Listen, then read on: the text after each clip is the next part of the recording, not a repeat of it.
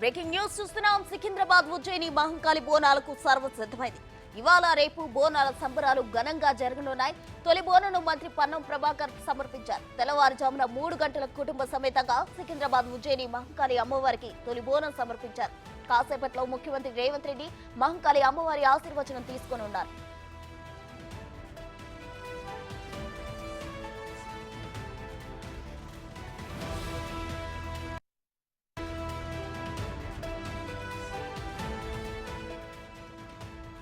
బోనాల సందర్భంగా కట్టుదిట్టమైన భద్రత ఏర్పాటు చేశారు పోలీసులు. స్థానికుల సలహాలు సూచనలతో ప్రత్యేక ఏర్పాట్లు చేసినట్లు తెలిపారు. ఈసారి అమ్మవారి దర్శనానికి 6 క్యూలు ఏర్పాటు చేశారు. మహిళల భద్రత కోసం షీ టీమ్ సిద్ధమయ్యాయి. 6 క్యూల్లో సాధారణ భక్తుల కోసం 2 క్యూలు, బోనం ఎత్తుకున్న వారికి 2 క్యూలు ఏర్పాటు చేశారు.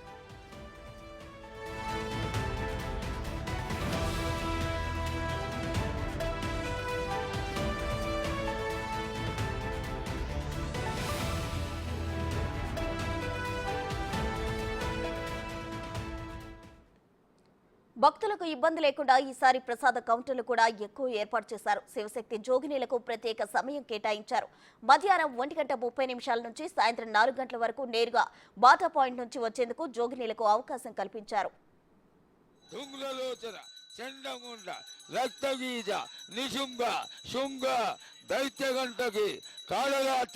మహామాయి సిగే నిత్య ఇంద్రాగ్ని వ్యామ నిర్వృతి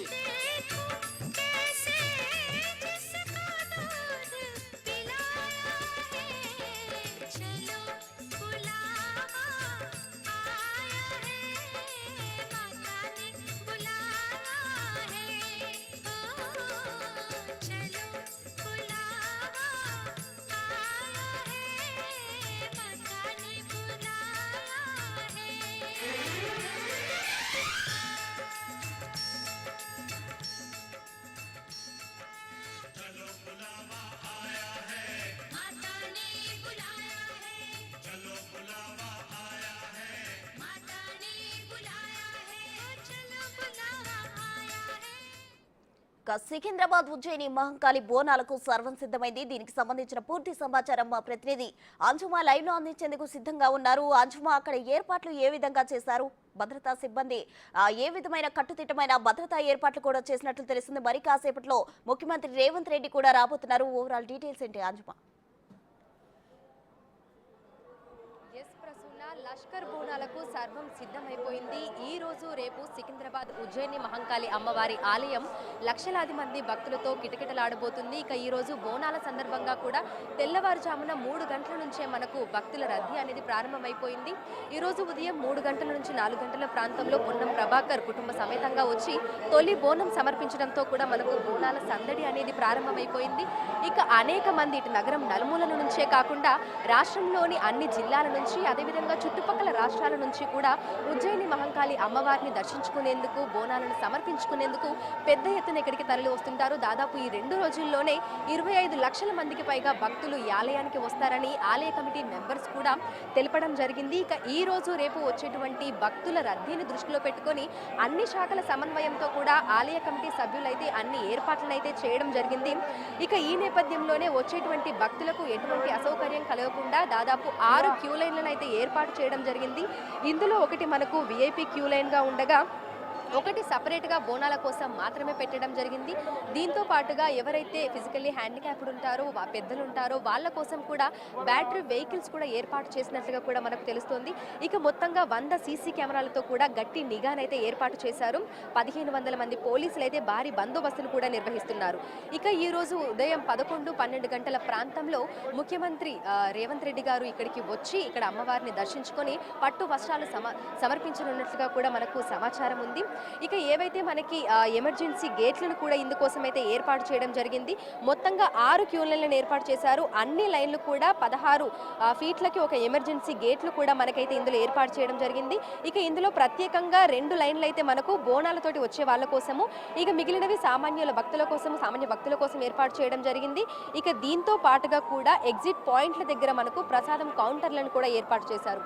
అయితే గత ఏడాదితోటి పోల్చుకున్నట్లయితే ఈసారి బోనాల జాతరకు ఎక్కువ మంది మంది వస్తారని అంచనా వేస్తున్నారు. కాబట్టి ఇందుకోసం పకడ్బందీగా ఏర్పాట్లు చేయడం జరిగింది. అదేవిధంగా విఐపి మూమెంట్ ఎక్కువగా ఉండేటువంటి అవకాశం ఉండటంతో కూడా అందుకోసం కూడా ప్రత్యేకమైన ఏర్పాట్లు చేశారు.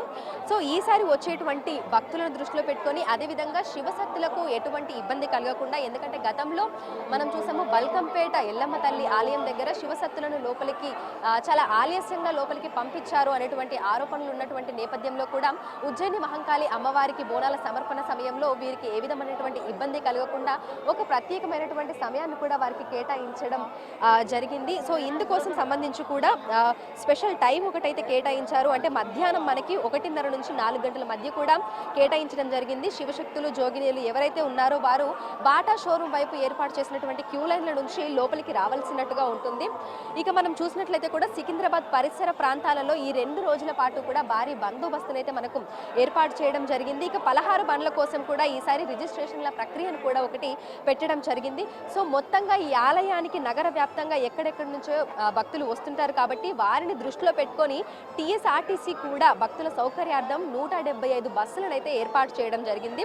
హైదరాబాద్ నగరంలోని దాదాపు 24 ప్రాంతాల నుంచి కూడా మనకి ప్రత్యేక బస్సులు అనేవి అందుబాటులో ఉన్నాయి. కాచిగూడ రైల్వే స్టేషన్, పటాన్ చెరువు, ఈసీఐఎల్, మెహదీపట్నం, దిల్సుఖ్ నగర్, కూకట్పల్లి, చార్మినార్, ఉప్పల్, మల్కాజ్గిరి, పాత బోయిన్పల్లి, సో తదితర ప్రాంతాల నుంచి ఇటు సికింద్రాబాద్ వరకు కూడా ఈ ప్రత్యేక బస్సులను అయితే నడపనున్నారు. ఇక బోనాల కోసం వెళ్ళేటువంటి భక్తులు ఈ సౌకర్యాన్ని వినియోగించుకోవాలని కూడా అధికారులు అయితే తెలపడం జరిగింది.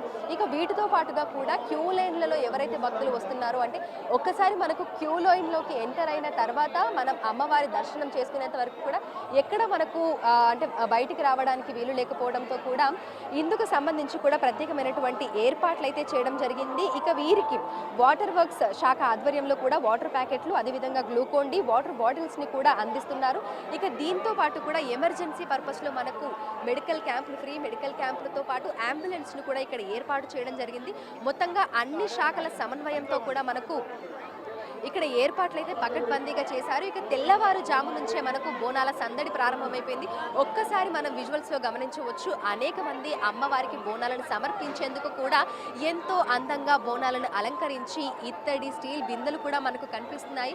సో ఒక్కొక్కరు అమ్మవారికి ఒక్కొక్క విధంగా తమ భక్తిని అయితే చాటుతున్నారు. కొంతమంది మట్టి కుండలలో బోనాన్ని సిద్ధం చేసుకొని వస్తుంటే మరికొంతమంది ఈ విధంగా మనం చూసినట్లయితే కూడా రాగి బిందెలను ఎంతో అందంగా వేప కొమ్మలతో, పువ్వులతో అలంకరించి తీసుకొని వస్తున్నారు. పసుపు కుంకుమలతో బోనాలను ఎంతో అందంగా కుదించి వాటిలో ప్రసాద నైవేద్యాలు కూడా పెట్టి అమ్మవారికి సమర్పించేందుకు కూడా తెల్లవారుజాము నుంచే పట్టు వస్త్రాలలో ఎంతో అందంగా ముస్తాబై సాంప్రదాయబద్ధంగా ఆలయానికైతే తరలి వస్తున్నారు.